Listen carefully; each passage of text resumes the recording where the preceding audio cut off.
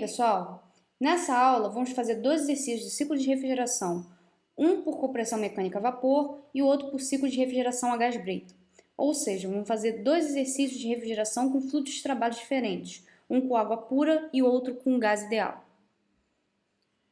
No primeiro exercício, temos um ciclo de refrigeração que atua como uma bomba de calor e cada componente tem uma entrada e uma saída. As pressões máxima e mínima do ciclo são dadas, como a gente pode ver aqui, assim como a eficiência isentrópica do compressor. Os pontos do compressor são... O ponto de entrada do compressor é de vapor saturado e o ponto antes da válvula de expansão é de líquido saturado. Num ciclo real, na verdade, temos um subresfriamento antes da válvula de expansão para evitar fenômenos como de flash gas, por exemplo, que seria a evaporação instantânea do fluido, o que acarretaria problemas no dispositivo de expansão.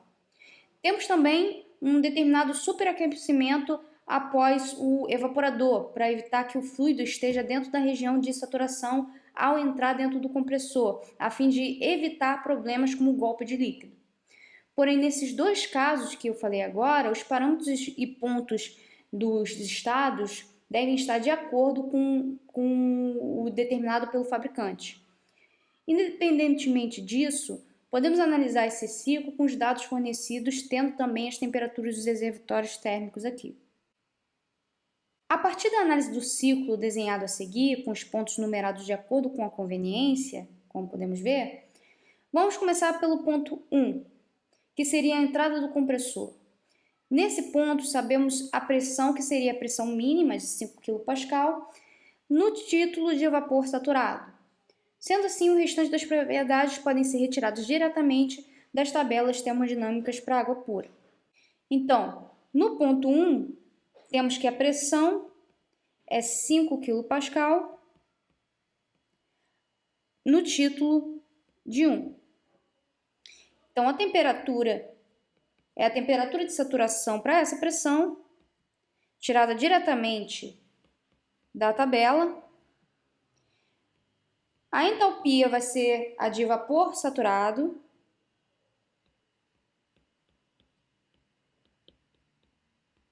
E também a entropia vai ser a entropia de vapor saturado.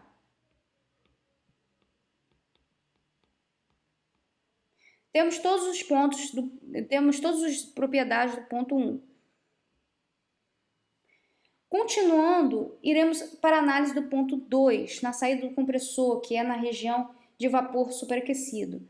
Nessa região, sabemos a pressão, porém temos tanto o ponto ideal, isentrópico, quanto o ponto real, que temos que encontrar. A melhor forma de encontrar o ponto real é começar pela análise do ponto ideal, onde pelo postulado de estado sabemos a pressão e a entropia, a partir da entropia do ponto 1. Então, no 2S, já temos a pressão, 2S, que é igual a 100 kPa. Lembrando que a pressão do ponto ideal é a mesma da pressão do ponto real. E temos também a entropia, que nesse caso aqui é igual a 8,3938 kJ por quilograma Kelvin. Podemos, então, interpolar para obter o restante dos dados para o ponto ideal, como, por exemplo, para obter a temperatura do ponto ideal, que será ligeiramente menor que o ponto real.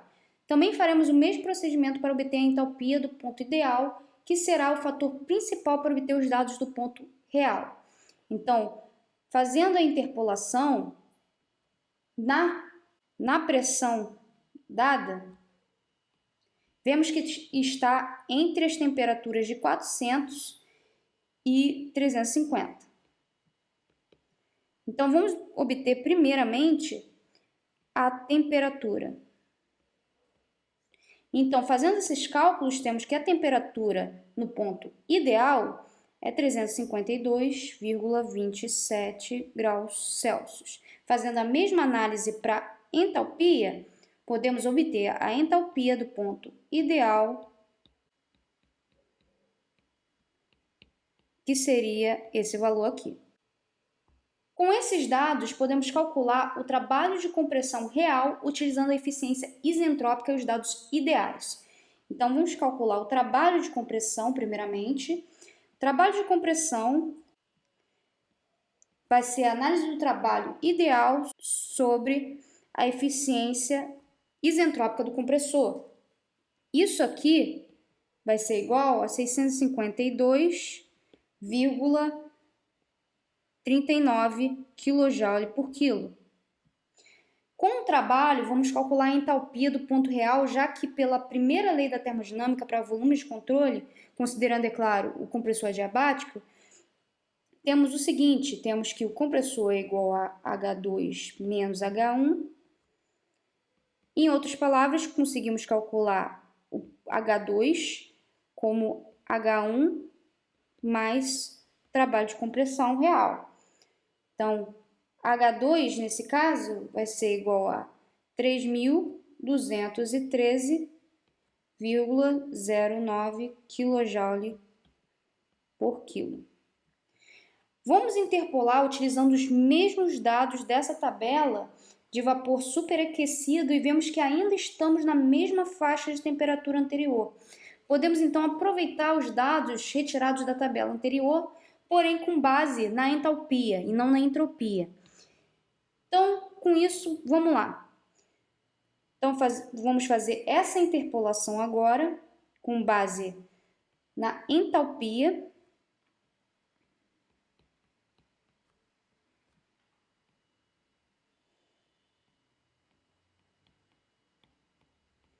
E pegamos a entalpia encontrada. Para obter agora a faixa de temperatura e vamos obter a temperatura do ponto real.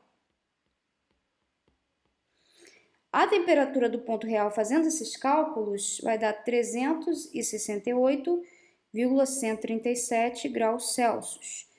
Já fazendo a mesma coisa para entropia, vai ser 8,4413 kJ por quilograma Kelvin. É bom checar o valor se está dando um valor maior do que no caso ideal.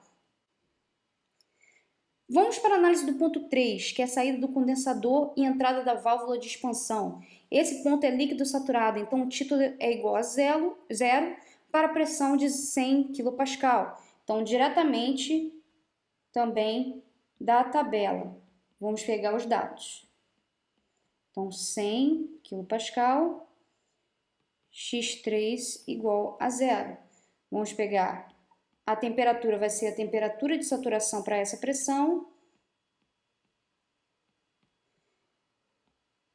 A entalpia vai ser a entalpia para líquido saturado.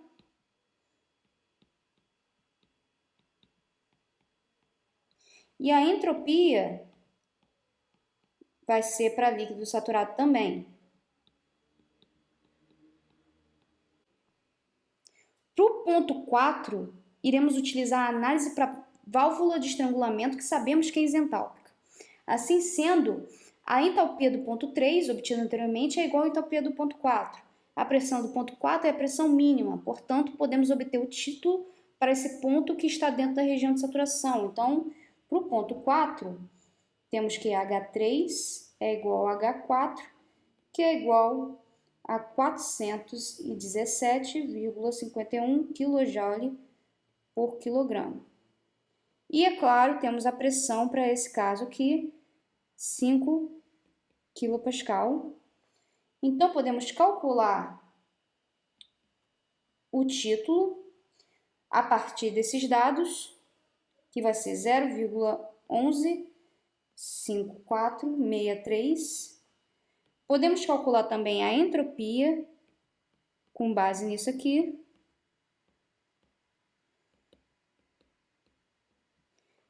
A entropia do ponto 4 vai ser igual a 1,39042 kJ por quilo.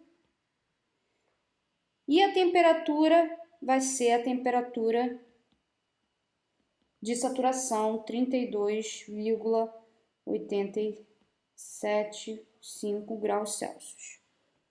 Para cada processo, vamos analisar o balanço de energia e de entropia. Primeiramente, de 1 a 2 no compressor, calculamos o trabalho de compressão, que já calculamos anteriormente. Então, falta simplesmente o balanço de entropia, que será apenas em função das entropias de saída e de entrada.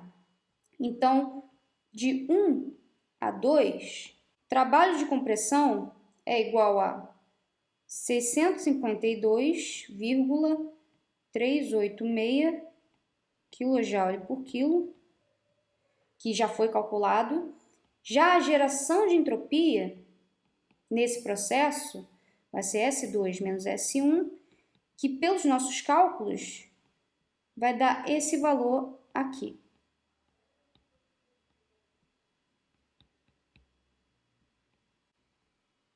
Para o processo no condensador, temos calor sendo rejeitado.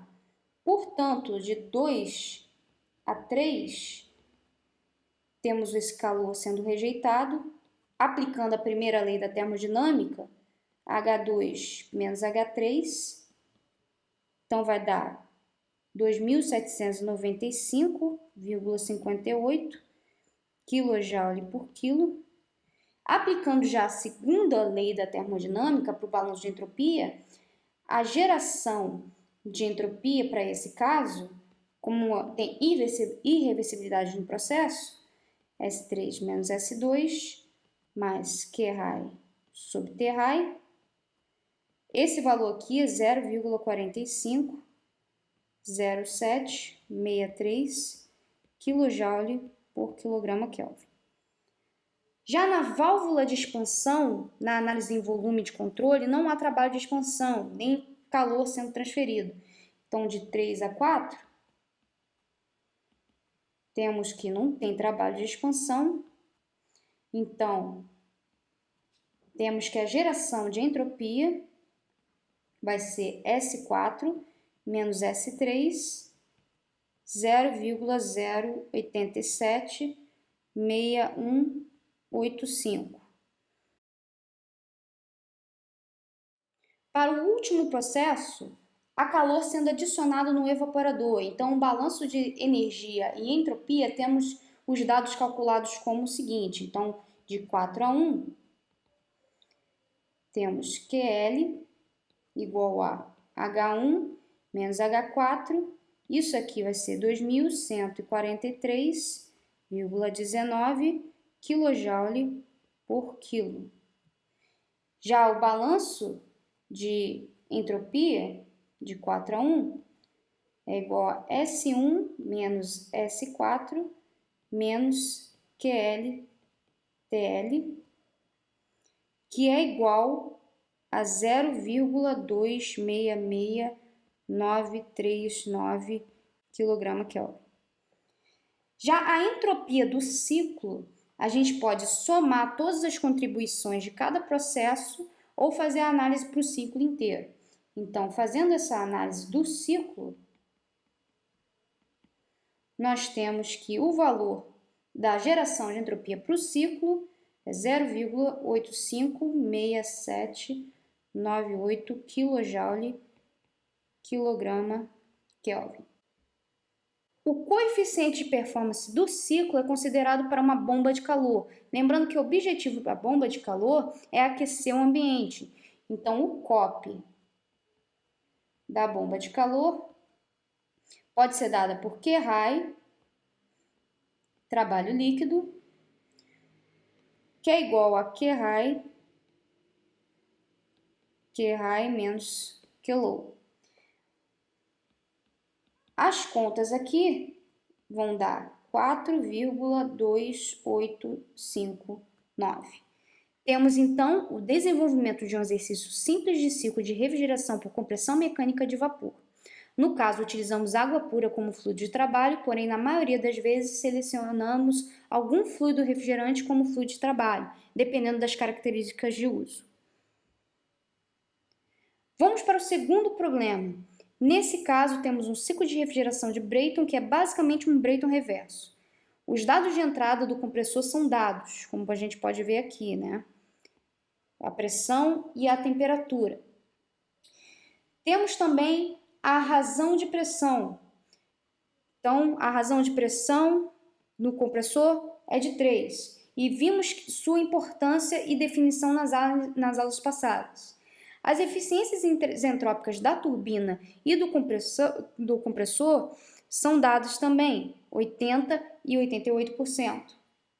Com isso, o enunciado pede o coeficiente de performance para esse refrigerador e o balanço de entropia para os processos do ciclo. Então, vamos lá. Com os dados fornecidos, desenhamos o gráfico de temperatura versus entropia do ciclo de refrigeração e numeramos de acordo com nossa conveniência. A entrada do compressor, como vocês podem ver, ou seja, o número 1, o ponto 1, temos a temperatura e a pressão. Então, vamos inicialmente utilizar os dados para calcular os valores dos pontos 2S e 2. Então, a temperatura do ponto 1 é igual a 270 Kelvin. Temos também a razão de pressão, que é igual a 3, e vamos usar o K 1,4, que é a razão dos calores específicos. Então, continuando, podemos calcular a temperatura do ponto 2S como sendo a temperatura do ponto 1 vezes a razão de pressão K menos 1 sobre K. Essa relação a gente já obteve anteriormente em aulas passadas. Isso com base nas hipóteses simplificadoras, considerando que o processo de 1 a 2S é adiabático reversível e, por isso, isentrópico. O valor obtido aqui é de 369,559 Kelvin. Para obter o valor da temperatura do ponto 2, vamos primeiramente obter o trabalho de compressão.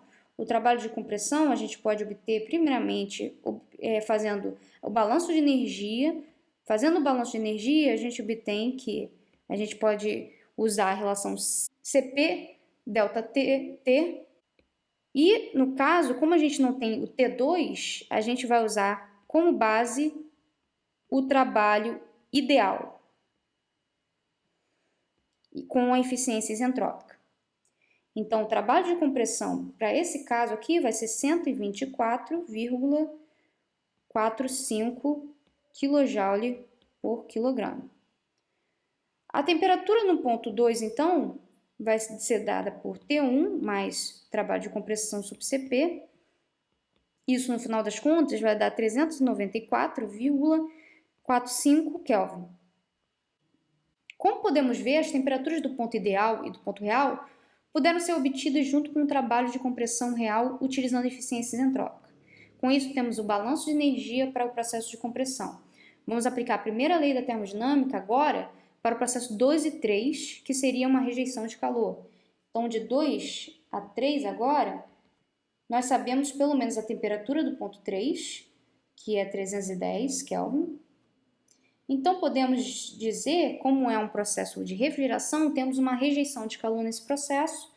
Então, Qi vai ser dado por Cp T2 menos T3, que nesse caso aí vai ser igual a 84,45 kJ por quilo. Vamos continuar agora para o processo de 3 a 4 na turbina. Aqui temos a temperatura no ponto 3, mas não temos a temperatura nos pontos 4S nem 4. Vamos fazer algo análogo no compressor, porém lembrando que a pressão máxima é na entrada da turbina. Então, vamos lá, de 3 a 4, a gente sabe a temperatura no ponto 3, mas não sabe a temperatura no 4S. Mas a gente sabe que a temperatura no 4S é dada por T3, 1 sobre a razão de pressão, K menos 1 sobre K. Isso aqui vai dar 226,49 Kelvin. Para conseguir o ponto 4, vamos ter que fazer antes o trabalho de expansão, que é a eficiência isentrópica da turbina, Cp T3 menos T4S, ou Cp T3 menos T4, se a gente tiver já o valor da temperatura no ponto 4. Então, o trabalho de expansão é 73,49 kJ por quilograma. Para conseguir a temperatura no ponto 4, vamos conseguir pela temperatura no ponto 3 menos trabalho de expansão sobre Cp. Esse valor aqui vai ser 236,51 Kelvin. Conseguimos obter a temperatura do ponto 4 e temperatura do ponto 4S, ou seja, do processo ideal e do processo real, além de calcular o trabalho de expansão no meio tempo. Vamos continuar para o processo 4A1, que é uma adição de calor no trocador de calor. Então, de 4A1, temos que o QL é igual ao CP T1 menos T4. Isso aqui vai ser igual a 33,49 kJ quilograma. A partir desses dados, podemos calcular diretamente o coeficiente de performance para o refrigerador. Como ele atua como um refrigerador, o importante aqui é o QL, sobre, é claro, o trabalho líquido. O trabalho líquido para esse caso aqui é calculado como é um refrigerador, trabalho de compressão menos trabalho de expansão. Isso aqui vai ser 50,956 kJ por quilograma. O COP, no nosso caso, do refrigerador, vai ser 0,65727. Vamos passar para o balanço de entropia para cada processo, lembrando que teremos que usar aqui as relações TdS. Vamos começar então para o processo 1 a 2. Então vamos para o balanço de entropia, balanço de entropia. Então, para o balanço de entropia, começando para de 1 a 2, o SG vai ser simplesmente em função da entropia de saída menos a entropia de entrada. A gente viu anteriormente que a gente podia analisar o balanço de entropia no compressor através do processo isobárico seguinte, utilizando, é claro, a relação TdS para processo isobárico.